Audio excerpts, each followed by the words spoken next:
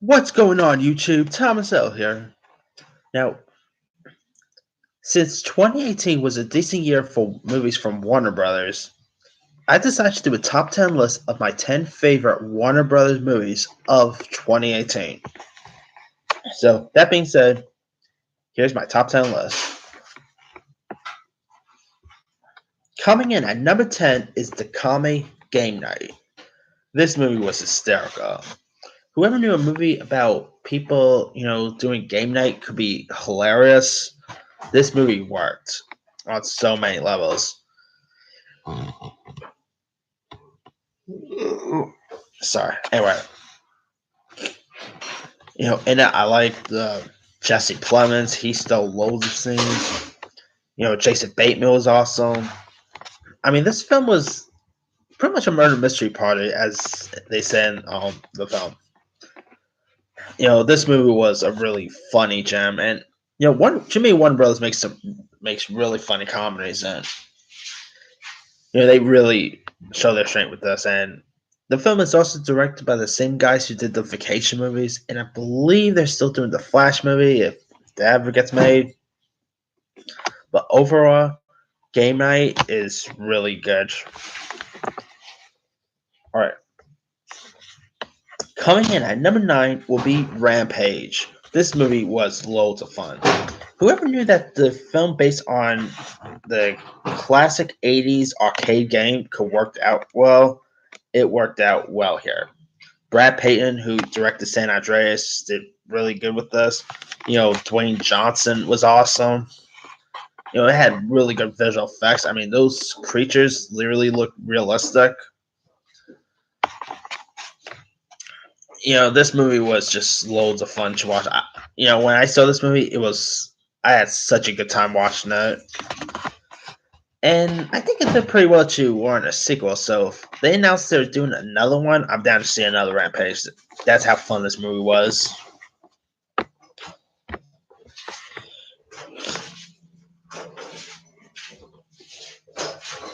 Oh, sorry.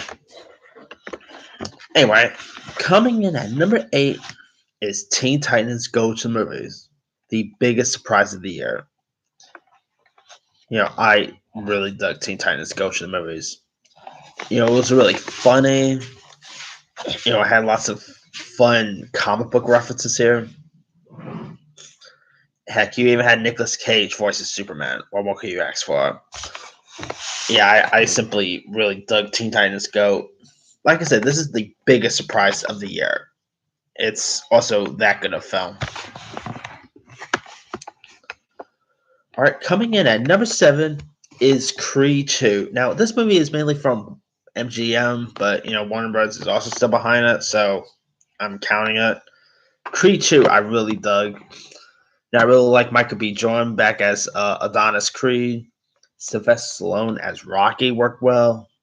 You had Dolph Lundgren back as Ivan Drago. The dude who played his son was pretty good.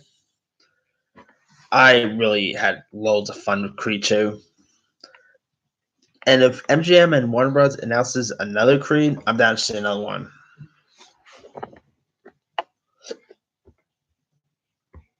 All right, coming in at number 6 is Aquaman. Now, I probably should have had this, maybe in the fifth places or like in the top 5, but the films in my top 5 I slightly like even more.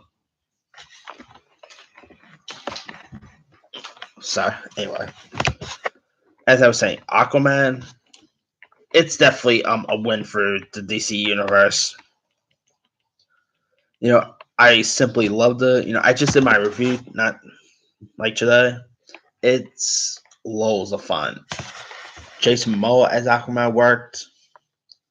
The underwater scene looked beautiful. Dolph Lundgren is also in this too. So, but yeah, if definitely check out Aquaman. I think you'll have a ball with it.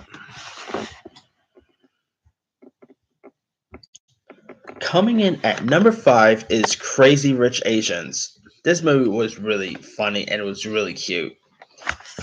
Now, I never read the book, so I can't really comment much on the book that's based on. But Crazy Rich Asians is still a good gem.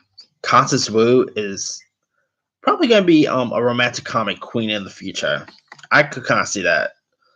She has an act for this type of stuff.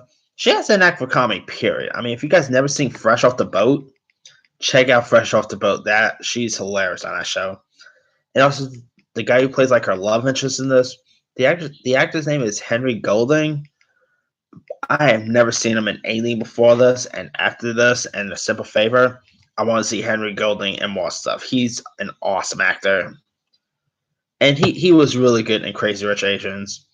I mean, the film was also directed by John M. Chu, who directed like Justin Bieber documentaries. He also did Gem and the Holograms, which I didn't mind. I know lots of people trash on Gem and the Holograms, but I kind of dug it.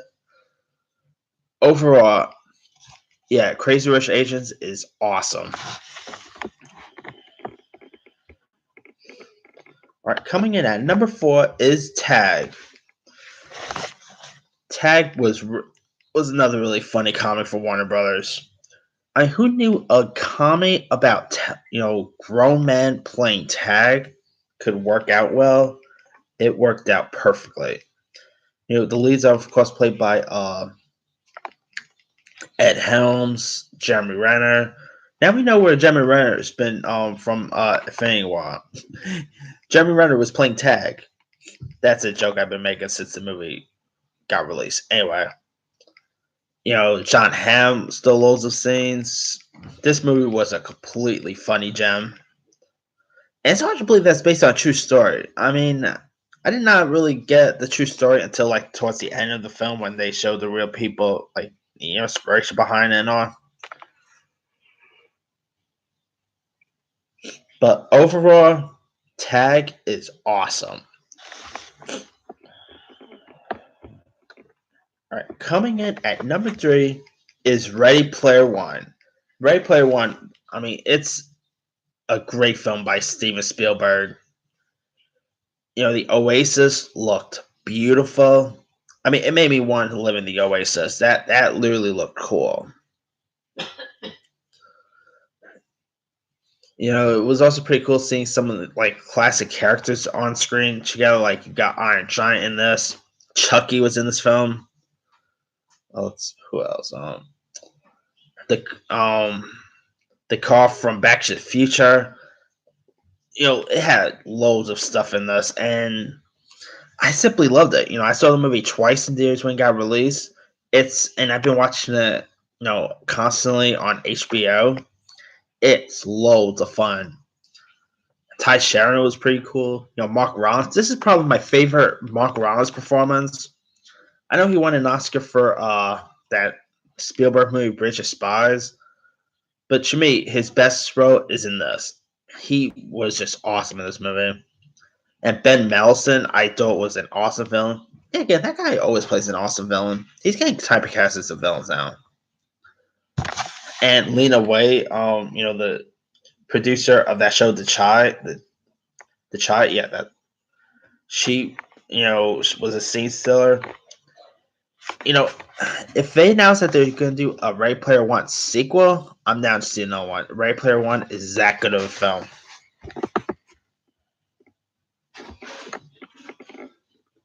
Coming in at number 2 is The Mule. Now, this is directed by Clint Eastwood and starred Clint Eastwood.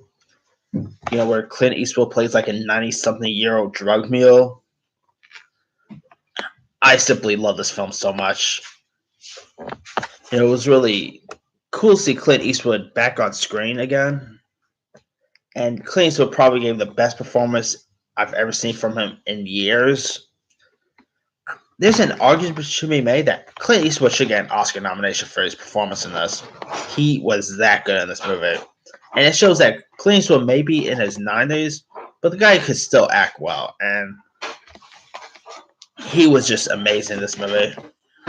And of course, you had Bradley Cooper was good. Andy Garcia was pretty decent in this. The one who plays like the drug cartels here, they were all pretty good too.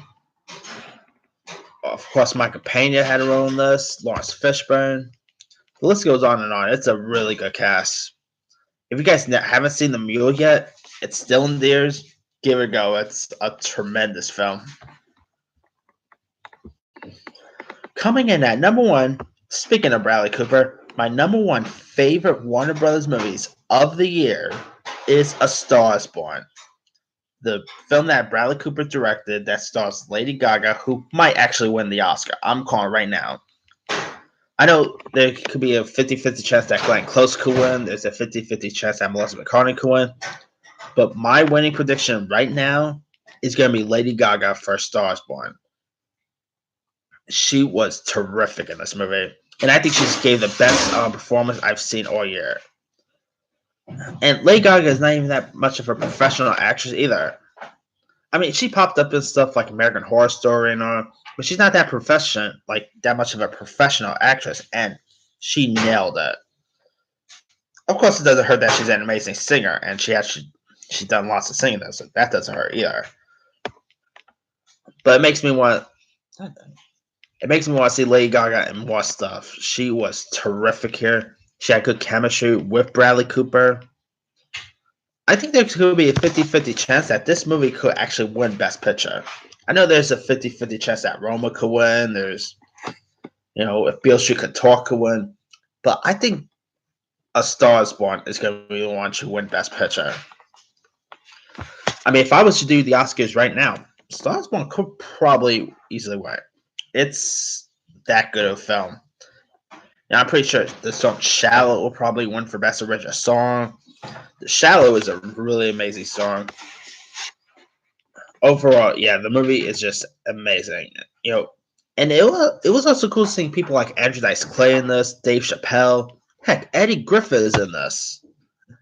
I mean, I would never expect Dave Chappelle, Andrew Dice Clay, or Eddie Griffin to ever be in a film like this.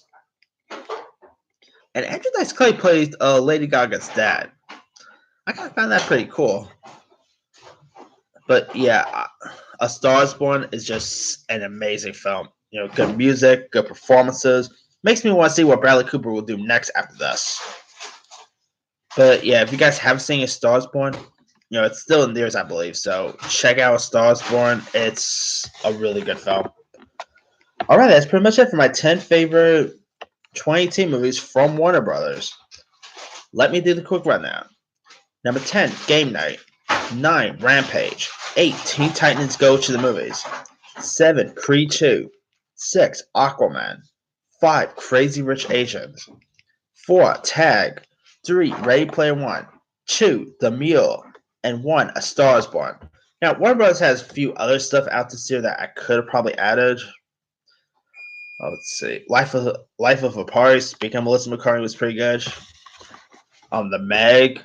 Definitely not The Nun. That movie was not good. Fantastic Beasts, Crimes of Grindelwald was pretty decent. Not great, but Ocean 8 was good. Tomb Raider was decent. I like 1517 to Paris. Speak of Clint Eastwood, I don't care what anyone says. 1517 to Paris is actually not that bad. Smallfoot was pretty decent. Warner Bros. Had a few good stuff out this year, and I'm interested to see what they'll have coming out next year. Let me leave you guys. What was your favorite Warner Brothers movies of 2018? Drop a comment below. Don't forget to like, subscribe, hit that bell for more notifications. This here's Thomas L. signing off.